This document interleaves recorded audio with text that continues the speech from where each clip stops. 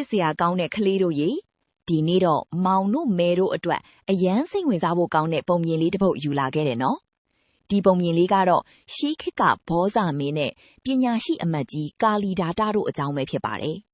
သူတို့ရဲ့ဇလန်းကနေတဆင့်ပညာရှိတငယ်ချင်းကောင်းနေနဲ့ပေါင်းသင်းဆက်ဆံခြင်းဟာဘလောက်တောင်အရေးကြီးသလဲဆိုတဲ့မင်္ဂလာတရားတော်ကိုကလေးတို့နားလေအောင်ပုံပြင်လေးအဖြစ်ပြန်လည်ရေးသားပေးလိုက်ပါတယ်ကဲအဆင်သင့်ဖြစ်ပြီဆိုရင်တော့စတင်လိုက်ကြရအောင်ပန္တိတာနိသသေဝနာဆိုတဲ့ပါဠိတော်ရဲ့အနက်ကပညာရှိတို့နဲ့ပေါင်းသင်းဆက်ဆံခြင်းဟာမင်္ဂလာတစ်ပါးလို့ဆိုလိုပါတယ်ပညာရှိတို့ဟာကိုယ့်ရဲ့အမှားကိုထောက်ပြရုံတည်းမကပဲမှန်ကန်တဲ့လမ်းကြောင်းကိုပါလမ်းညွှန်ပြသပေးနိုင်ကြပါတယ်ဒီနေ့မှာတော့ဘောဇမင်းနဲ့ပညာရှိကာလီဒါတာအမတ်ကြီးတို့ရဲ့အကြောင်းကိုအခြေခံပြီးပညာရှိကိုအားကိုးခြင်းကနေဘလို့အသည့်တရားတွေရနိုင်တယ်လဲဆိုတာကိုပြောပြပေးသွားမှာပါဟိုးရှေးတုန်းကပေါ့အိန္ဒိယပြည်ရဲ့မာလဝတိုင်းမှာတကိုးကြီးတဲ့ဘောဇမင်းဆိုတာရှိခဲ့ဘူးတဲ့သူဟာအယမ်းညံကောင်းပြီးသူ့ရဲ့ပြည်သူတွေကိုလည်းချစ်တဲ့မင်းတစ်ပါးပေါ့ဒါပေမဲ့သူအမြဲတမ်းအားကိုးရတဲ့ပညာရှိအမတ်ကြီးတစ်ယောက်ရှိတယ်လေအဲ့ဒီအမတ်ကြီးရဲ့နာမည်ကတော့ကာလီဒါတာလို့ခေါ်တယ်မင်းကြီးဟာဘာပြဿနာပဲရှိဘလို့အခက်ခဲပဲကြုံဒီပညာရှိကိုပဲအမြဲတမ်းတိုင်ပင်လေးရှိတယ်တနေ့မှာတော့ဘောဇမင်းဟာစိတ်အပန်းဖြေဖို့အတွက်သူ့ရဲ့လှပတဲ့မင်္ဂလာဥယျာဉ်တော်အတွင်းကိုလမ်းလျှောက်ထွက်လာခဲ့တယ်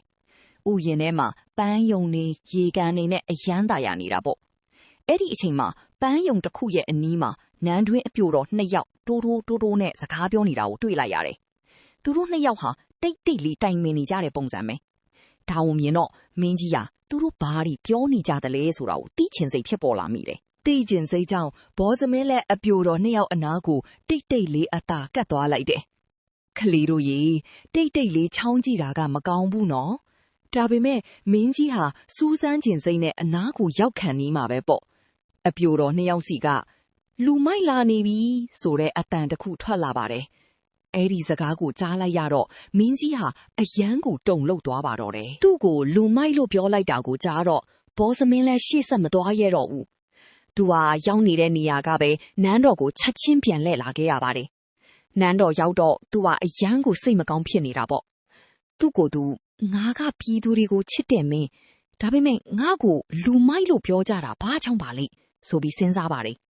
အပြိုတော်တွေပြောလိုက်တဲ့လူမိုက်လာနေပြီဆိုတဲ့စကားဟာသူ့နားထဲကလုံးဝမထွက်တော့ပါဘူးဒီအပြိုတော်တွေဟာငါရဲ့မောင်းမမိသားနေပဲငါကဲ့သို့မင်းလာတာတောင်လူမိုက်လို့ပြောလိုက်တာအကြောင်းမဲ့တော့မဟုတ်တော့ဘူး